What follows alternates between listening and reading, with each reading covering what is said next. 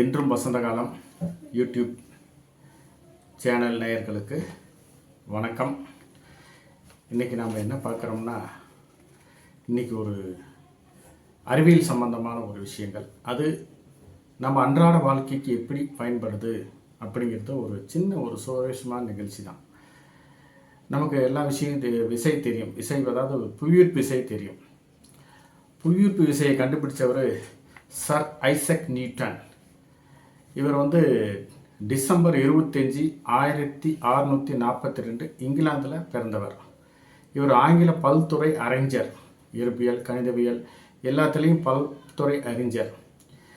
இவர் கண்டுபிடிச்சது என்னென்னா, சின்ன வயசில் இருக்கும்போது ஏதோ மரத்துக்கடியில் படுத்துருந்துருக்காரு. அப்போ ஆப்பிள் மேலே விழுந்தோடனே எதுக்கு இப்படி மேலே விழுதுன்னு பார்த்துட்டு, இது ஒரு விசையினால் விழுதுன்ட்டு இதுக்கு புவியீர்ப்பு விசைன்ட்டு அவர் கண்டுபிடிச்சார். அதாவது மூன்றாவது விசை புவியீர்ப்பு விசை. ஒரு பொருள் ஒன்று காந்தப்புலத்தால் ஈர்க்கப்பட வேண்டும் அல்லது மின்புலத்தால் ஈர்க்கப்பட வேண்டும். அது இல்லாமல் மற்றொரு விசை ஒன்று ஈர்க்கப்படுதுன்னா அது புவியீர்ப்பு விசை அப்படின்னு சொல்லி சர் ஐசக் நியூட்டன் அவர் கண்டுபிடிச்சாருங்க. இந்த புவியீர்ப்பு விசையோட வேல்யூ என்னென்னா 9.8 மீட்டர்/செகண்ட். இது என்ன அப்படின்னா, ஒரு பொருள் ஒரு மேலேருந்து கீழே விழுவும்போது அது ட்ராவலிங் டைம், அதோட வெலாசிட்டி ட்ராவலிங் டைம் ஒரு செகண்டுக்கு 9.8 மீட்டர் அது ட்ராவல் பண்ணுது. அதுதாங்க அதுக்கு மீனிங். இந்த மீனிங் இது எதுக்குன்னா, இப்போ நாம் இது எப்படி நம்ம இதை பயன்படுத்தலாம், நம்ம அன்றாட வாழ்க்கையில் ஒரு சில விஷயத்துக்கு இது பயன்படுத்தலாம். ஒரே ஒரு சின்ன உதாரணம். இப்போ நம்ம போரில் தண்ணி இருக்குதுன்னு வச்சுக்கோங்க. ஒரு போரில் நம்ம தண்ணி இருக்குது. அந்த தண்ணி நீர் எத்தனை அடியில் இருக்குதுன்னு நம்மளால் கயிறு விட்டு தான் அளக்க முடியும். அளந்து அது எத்தனை அடியில் இருக்குது அல்லது எத்தனை மீட்டரில் இருக்குது அப்படின்னு நம்ம கண்டுபிடிக்கலாம். இது நம்ம அவ்வளோ பெரிய கயிறுலாம் நம்ம தொலைவும் முடியாது. இல்லை, சில பேர் என்ன பண்ணுவாங்க, கல்லில் கயிறை கட்டி அதை போரில் விட்டு அந்த கயிறை அளந்துக்கிட்டு இருப்பாங்க. அதை விட சிம்பிளான மெத்தடு இந்த 9.8 மீட்டர்/செகண்ட். இதை வச்சு நம்ம கண்டுபிடிக்கலாம்.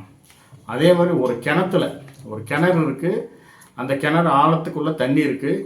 அந்த தண்ணி நமக்கு எத்தனை அடியில் இருக்குது அப்படின்னு கண்டுபிடிக்கிறதுக்கும் இந்த ஃபார்முலா நமக்கு யூஸ் ஆகும். அது எப்படி அப்படின்னா, இப்போ நாம் அந்த ஒரு சின்ன ஒரு கல் ஒன்று எடுத்துட்டுங்க, அந்த போர்கிட்ட நம்ம காதை ஷார்ப்பாக வச்சுக்கிட்டு அந்த கல்லை அந்த போர் ஓட்டையில் ட்ராவல் பண்ண விடணும். ட்ராவல் பண்ண விடும்போது நம்ம கவுண்ட் பண்ணிக்கணும், 1 2 3 4 5 அப்படின்ட்டு.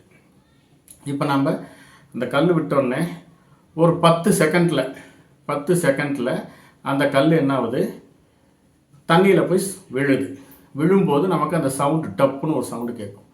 ஸோ 10 செகண்டில் விழும்போது அந்த 10 பெருக்கல் 9.8 இதை நீங்கள் மல்டிப்ளை பண்ணி நம்ம மீட்டருக்கு கிடைச்சிடும்.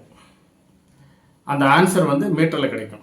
அப்போ 10 × 9.8 கால்குலேட் போட்டிங்கன்னா உங்களுக்கு 98 வருங்க. 98 வரும்போது ஆக்சுவலாக 98 மீட்டர்/செகண்ட், அதாவது 98 மீட்டரில் தண்ணி இருக்குதுன்னு நமக்கு அர்த்தம். இந்த 98 மீட்டரை டிவைடட் பை 3 கன்வெர்ட் பண்ணிங்கன்னா உங்களுக்கு அடிக்கணக்கு கிடைச்சிடும். ஒரு மீட்டர் 3 அடி. அப்போ அதை நம்ம கால்குலேட் பண்ணோம்னா நமக்கு எத்தனை அடியில் தண்ணி இருக்குது அப்படின்னு நம்ம கரெக்டாக கண்டுபிடிக்கலாம். இதோட ஃபார்முலாவோட நோக்கமே அதுதான். இது நம்ம அன்றாட வாழ்க்கையில் பயன்படுத்துறது. அதே மாதிரி நம்ம ஒரு கிணறு இருக்குது, விவசாய கிணறோ அல்லது நம்ம வீட்டில் யூஸ் பண்ணுற கிணறோ அல்லது கிணறு நம்ம எத்தனை அடி இருக்குது, அதில் ட்ரை ஆயிடுச்சு. இப்போ நம்ம கிணறு எத்தனை அடி இருக்குது, அதில் சுத்தமாக தண்ணியே இல்லை. ஆக்சுவலாக அதில் எத்தனை அடி கிணறு இருக்குது, நாளைக்கு அதை கிணறு நோட்டுறதுக்கோ நம்ம வேறு ஏதோ பண்ணுறதுக்கோ நம்ம கால்குலேட் போடுறதுன்னு நினச்சோம்னா இதே மாதிரி தான், இதே ஃபார்முலா தான். ஒரு கல்லை தூக்கி கரெக்டாக நம்ம கையிலேருந்து கீழே போடுறோம். அது ட்ராவலிங் டைம் எத்தனை செகண்ட் நம்ம கனெக்ட் பண்ணிக்கிறோம். அதை மல்டிப்ளைட் பை 9.8 மீட்டர்/செகண்டில் கன்வெர்ட் பண்ணி இத்தனை மீட்டரில் நமக்கு கிணறு ஆழத்தில் இருக்குது, இத்தனை மீட்டர் ஆழத்தில் தண்ணி இருக்குது அப்படின்னு நம்ம கணக்கு போடுறதுக்கு தாங்க இந்த 9.8 மீட்டர்/செகண்ட் நமக்கு யூஸ்ஃபுல்லாக இருக்குது. இது நிறைய யூஸ்ஃபுல்லாக இருக்குது. அந்த ஒவ்வொரு யூஸும் நான் ஒவ்வொரு வீடியோவில் போடுறேன். இப்போதைக்கு இந்த ஒரு யூஸ்ஃபுல்லான தகவல் இன்று போதும். ஆகவே நேயர்களே, இந்த சேனலை சப்ஸ்கிரைப் பண்ணுங்கள், ஷேர் பண்ணுங்கள், பெல் பட்டனை ப்ரெஸ் பண்ணி ஆல் நோட்டிஃபிகேஷனையும் நீங்கள் ப்ரெஸ் பண்ணுங்கள்.